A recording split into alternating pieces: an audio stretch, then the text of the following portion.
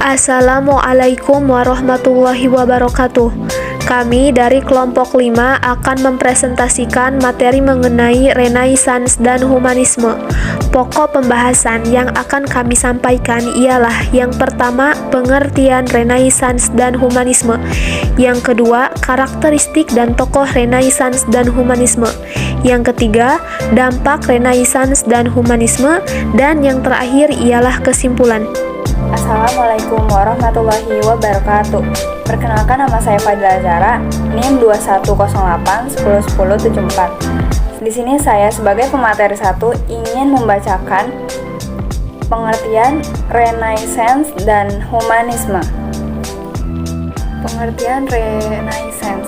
Secara etimologi, Renaissance dari bahasa Latin yaitu kata re berarti kembali dan naistre berarti lahir.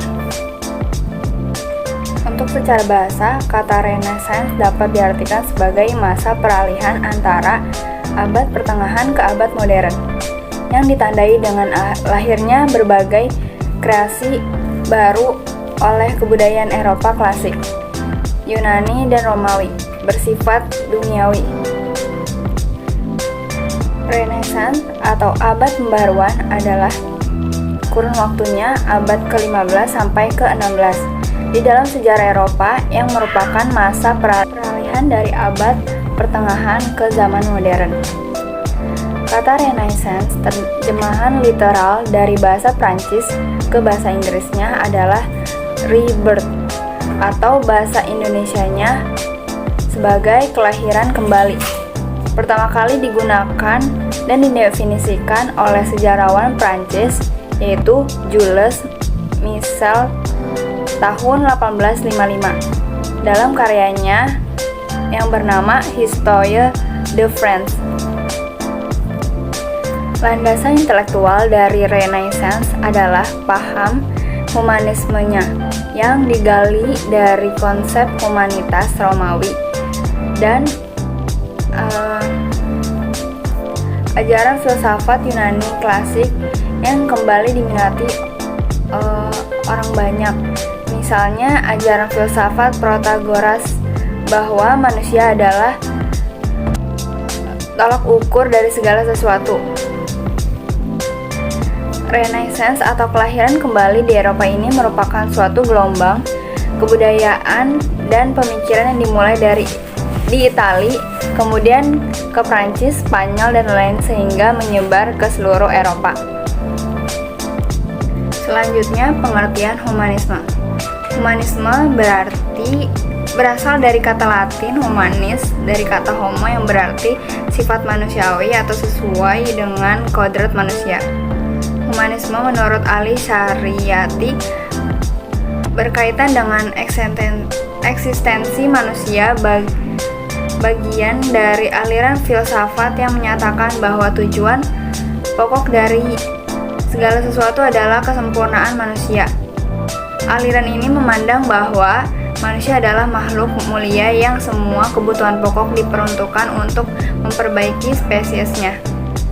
Humanisme sebagai sesuatu aliran dalam filsafat memandang manusia itu bermartabat luhur, mampu menentukan nasib sendiri, dan dengan kekuatan sendiri mampu menyempurnakan diri, berarti sifat manusia.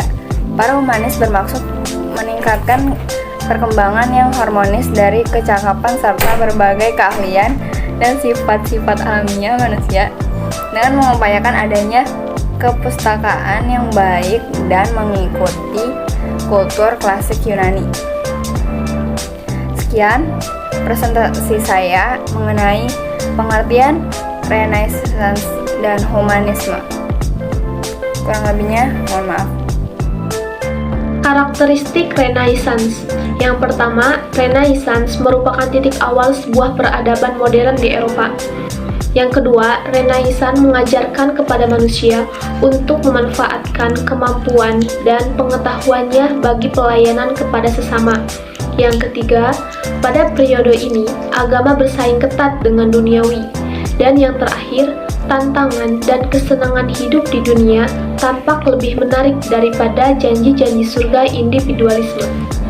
Yang kedua, karakteristik humanisme. Mengklasifikasikan humanisme menjadi dua kelompok. Yang pertama, humanisme antroposentralis, menjadikan diri manusia sebagai pusat dari segala sesuatunya, berpusat kepada manusia sendiri, serta tidak meyakini kekuatan lain dari diri manusia sendiri. Yang kedua, humanisme teosentris adalah menjadikan Tuhan sebagai pusat manusia dengan pandangan dasar manusia mendapat keistimewaan dari Tuhan berupa akal pikiran sehingga manusia diberi keleluasaan untuk mengatur dan mengolah alam ini. Selanjutnya, tokoh-tokoh Renaissance dan humanisme.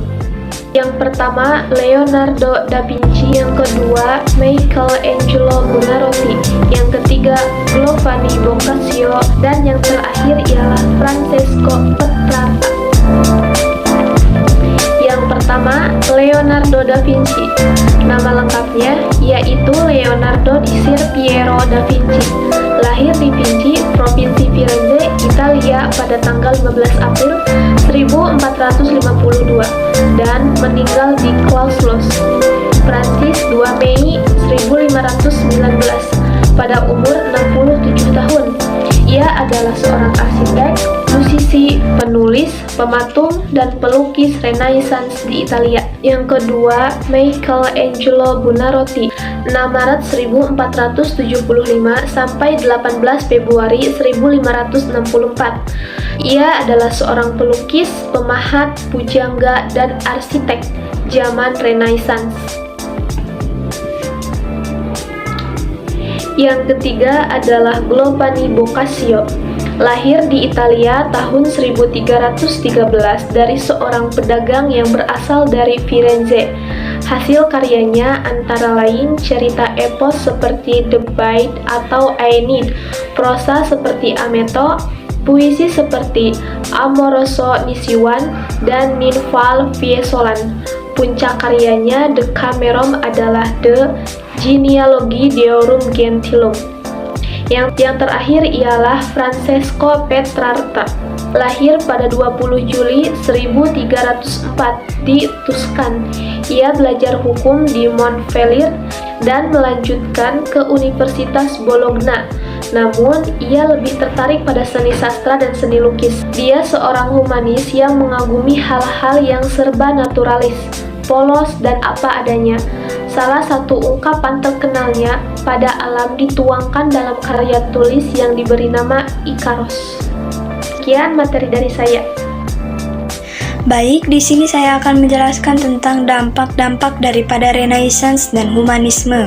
Adapun dampak-dampak daripada Renaissance dan humanisme, yang pertama yaitu adalah kemunculan aliran pemikiran yang mementingkan kebebasan akal, seperti aliran baru Eropa hingga abad ke-18 seperti humanisme, rasionalisme, nasionalisme, dan absolutisme yang berani mempersoalkan kepercayaan dan cara pemikiran lama yang diamalkan selama ini secara langsung melemahkan kekuasaan golongan feudal.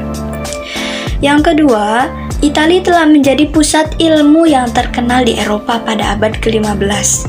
Hal ini terjadi apabila kota Konstantinopel yang dikuasai oleh Islam telah jatuh ke tangan orang Barat pada tahun 1453.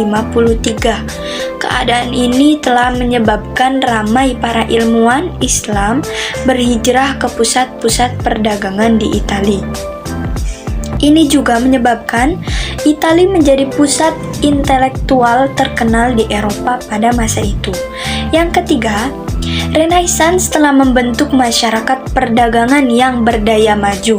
Keadaan ini telah melemahkan kedudukan dan kekuasaan golongan feudal yang senantiasa berusaha menyekat perkembangan ilmu dan masyarakat di Eropa. Yang keempat, melahirkan tokoh-tokoh pemikir seperti Leonardo da Vinci yang terkenal sebagai pelukis, pemusik, dan ahli falsafah serta jurutera, dan juga Michelangelo yang merupakan tokoh seni, arsitek, jurutera, penyair, dan juga ahli anatomi. Yang kelima, Renaissance telah melahirkan masyarakat yang lebih progresif dan wujud semangat inquiry sehingga membawa kepada aktiviti penjelajahan.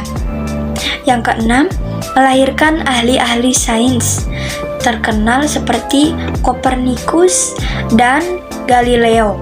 Humanisme juga membuka pemikiran-pemikiran hebat yang selama ini terkungkung oleh gereja.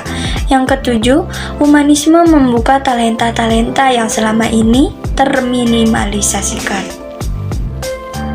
Selanjutnya yaitu kesimpulan.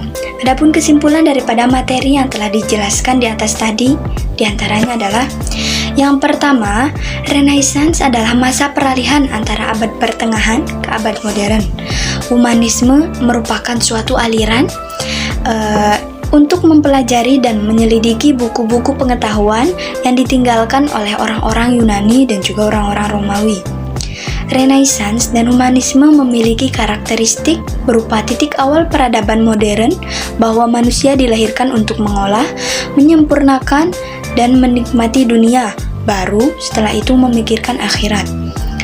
Adapun tokoh-tokoh Renaissance dan humanisme adalah yang pertama, Dante Alighieri, yang kedua, Lorenzo Valla, yang ketiga, Niccolò Machiavelli, yang keempat, Boccaccio, dan yang kelima, Desiderius Erasmus.